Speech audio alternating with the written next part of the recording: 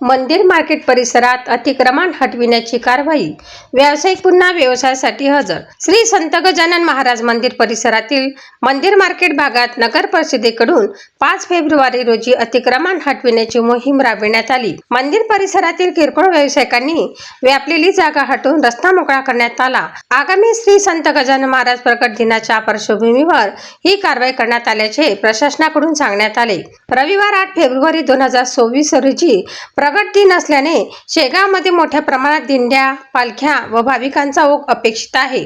भाविकांना मंदिरापर्यंत पोहोचताना अडथळे येऊ नये व वाहतूक सुरळीत राहावी या उद्देशाने सायंकाळी सुमारे 5:30 वाजता अतिक्रमण हटविण्याची कारवाई करण्यात आली।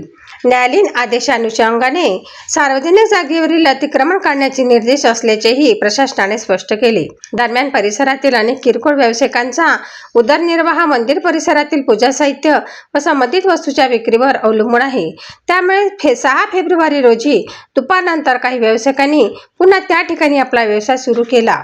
या पार्श्वभूमीवर प्रशासन व व्यावसायिक यांच्या समन्वय साधून पर्यायी व्यवस्था करण्याची गरज व्यक्त केली जात आहे। युवा क्रांती न्यूज साठी टी ललित, शेगाव।